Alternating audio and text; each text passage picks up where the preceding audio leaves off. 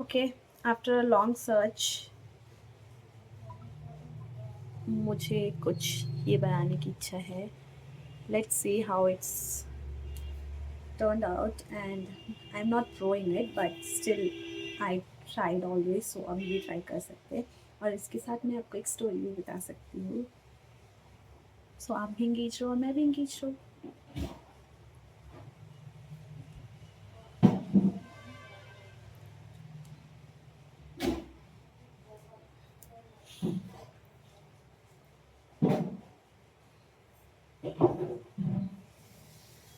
कहाँ से स्टार्ट करूँ?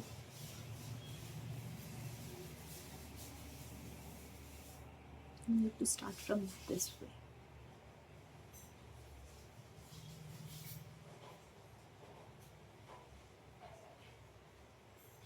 ये इतना माइनर माइनर है कि आई कांट फाइंड कि मैं किस तरीके से बनाऊँ इसे.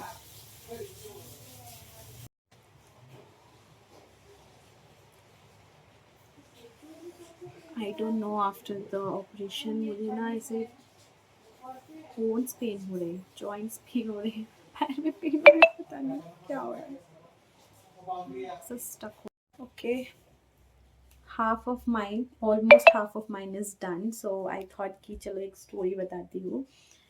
While I was conceived with my second baby, at the day of delivery, मुझे ना सुबह 7 से ही पेन स्टार्ट हो गए थे. एंड आई वॉज लाइक कि ये फॉल्स पेन है. ऑफकोर्स पहले बेबी में पता चल जाता है what is false pain and what is real pains. तो मुझे सुबह 6 साढ़े 6 बजे के आसपास ही मुझे स्टार्ट हो गए थे पेन्स. एंड मुझे ऐसा था कि अभी रिवील नहीं करना है कि मुझे पेन्स हो रहे हैं. एंड आई वाज लाइक कि थोड़ा वेट करते थोड़ा वेट करते. तो मैंने क्या किया, मेरे पास हमेशा मतलब जब मैं आमला में रहती हूँ तो हमेशा मेरे पास कोन रहता ही है कंपलसरी. और नहीं भी रहते तो हमारे आजू बाजू शॉप्स है तो वहाँ मिल जाते. तो मैंने सुबह ही अपने आप को इंगेज रखने के लिए, सिंस वो फॉल्स पेन थे, मुझे पता था कि वो फॉल्स पेन है, लेकिन मैंने मम्मी से पहले बता के रखा था कि वो मुझे स्टार्ट हो गए हैं, मतलब आज डिलीवरी हो जाएगी, बट आप तैयारी करके रखना सब चीज़ें. तो मम्मी ने तैयारी करके रखी है. जैसे मैंने मम्मी को बताया ना कि मुझे मतलब पेन स्टार्ट हो गया है, तो मम्मी ने और सब रेडी करके रखा. वो फॉल्स पेन नहीं था एक्चुअल में, बट वो फ्रीक्वेंटली नहीं आ रहे थे. तो मैंने क्या किया कि मैंने सुबह ही अच्छे से नहा धो लिया. एंड मुझे पेन हो रहा था, बट इट वाज लाइक कि 1 घंटे में एक या 2 घंटे में एक पेन ऐसे हो रहा था, मतलब ऐसे फ्रीक्वेंटली नहीं हो रहा था. तो मैंने सोचा कि मैं अपने आप को इंगेज रखने के लिए मैं कोन लगाऊंगी. एंड मैं सुबह सुबह से कोन लगाते बैठी, लाइक यहाँ से स्टार्ट किया था मैंने कोन लगाना. और मैं सुबह से तकरीबन तकरीबन 1:33 तक मैं कोन ही लगाते बैठी कि मैं अपने आप को इंगेज रख पाऊँ. और तब तक इसकी फ्रीक्वेंसी जो है वो बढ़ने लगी पेन्स की. पहले कुछ 2 घंटे में जो आ रहे थे वो अब 1 घंटे में एक ऐसे ऐसे ऐसे होने लगा. तब तब मैंने क्या किया कि हमारे यहाँ एक मतलब जो मालिश वगैरह करते हैं आफ्टर डिलीवरी बेबीज़ को और मदर को, तो वो मेरे फर्स्ट डिलीवरी के टाइम में मेरे साथ गए थे. एंड सेकेंड डिलीवरी के टाइम में भी वो मेरे साथ आए आए आए थे. तो उनको हमने बुला लिया था तकरीबन तकरीबन 3:30 या 4 को. तो वो आए और उनसे पूछा कि हम मतलब मुझे डिलीवरी पेन स्टार्ट हो गए, बट बहुत फ्रिक्वेंटली नहीं आ रहे हैं. तो उन्होंने कहा चलो हम पहले गवर्नमेंट हॉस्पिटल जाते हैं. और हम ऐसे ही करते हैं, पहले गवर्नमेंट हॉस्पिटल जाते हैं और उसमें जो हमारे लोकल में है वहाँ जाके हम पहले एक बार चेक कर लेते हैं कि सर्विक्स ओपन हुआ है या नहीं. तो फिर उसके बाद ही हम प्राइवेट, फर्स्ट टाइम में भी मैं ऐसी रही थी, सेकेंड टाइम में भी ऐसी. तो फिर हमने वैसे किया, हम पहले गवर्नमेंट डॉक्टर के पास गए. तो गवर्नमेंट डॉक्टर ने कहा कि अभी टाइम है, लाइक ऑलमोस्ट अभी रात के 10 या 11 बज जाएंगे, तब तक का टाइम है. तो आप तब तक अच्छे से सब कुछ खा लीजिए, क्योंकि आफ्टर डिलीवरी आप कुछ भी नहीं खा सकते हो. तो और ऑफकोर्स नॉर्मल डिलीवरी ही होने वाली थी. तो फिर मैं घर आई और फिर से मैं यही मेहंदी में ही लग गई, क्योंकि मुझे अपने आप को इंगेज रखना था. और this is the only way जिससे मैं इंगेज रख पाऊँ. मुझे कुछ डिस्ट्रैक्शन चाहिए, तो जैसे काम हो या फिर कोई चीज़ हो तभी मैं डिस्ट्रैक्ट रहती हूँ. तो मैंने मेहंदी लगाना स्टार्ट किया और मेरे साथ मेरी किड भी थी ऑफकोर्स.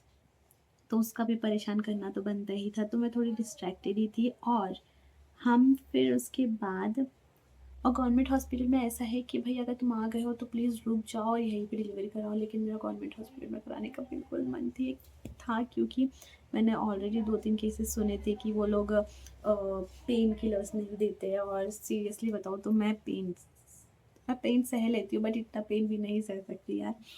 और मुझे वहाँ की थोड़ी सी हाइजीन से भी थोड़ा सा डाउट था, इसीलिए हम गवर्नमेंट हॉस्पिटल ज़्यादा प्रेफर नहीं करते हैं। तो ये आप ऐसे ऐसे करके मैंने कुछ 6-7 घंटे अपने मेहंदी को दिया। एंड फिर उसके बाद नाइट में मुझे 7 o'clock से कुछ तेज़ी से स्टार्ट हो गए पेन्स आना।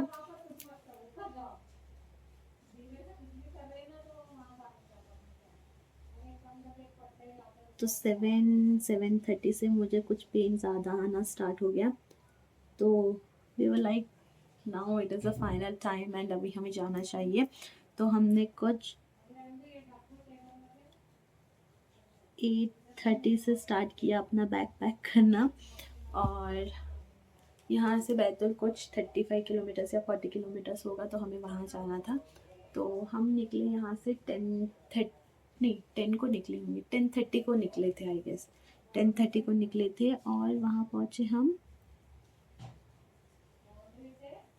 नहीं, हम 10 को निकले थे एंड 10:30 को हम वहाँ पहुँचे। एंड 11:30 को इशू हो गया था। तो ज़्यादा टाइम नहीं लगा था एक्चुअली, हाफ एन आवर में वो ऑलमोस्ट मेरे जो सब क्लियर आउट हो गया था। सो यस, कुछ इस तरीके से मेरी सेकेंड प्रेगनेंसी निकली एंड उसमें मेरा सबसे बड़ा साथ दिया इसने। तो श्रावण में हम लोग ऑलमोस्ट लगाते ही है, और मुझे जब टाइम मिल जाता है तब मैं ट्राई करती हूँ कि मैं लगा लूँ। I want to keep it in a habit कि मैं ये अच्छे से प्रॉपरली हैंडल कर पाऊँ एंड लगा पाऊँ।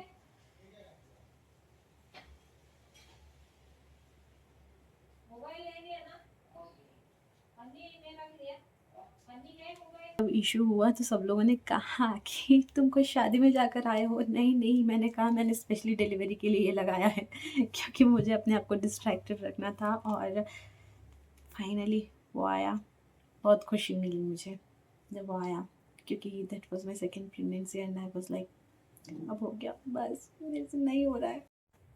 ओके, सो कुछ इस तरीके से मेरी डिलीवरी डे निकला। And I want to say something actually, कि कुछ लोग का मानना ये है कि डिलीवरी पीरियड सबसे ईजीएस्ट पीरियड होता है या फिर आपको बहुत ज़्यादा आराम मिलता है। तो let me tell you, this is the toughest period of your life.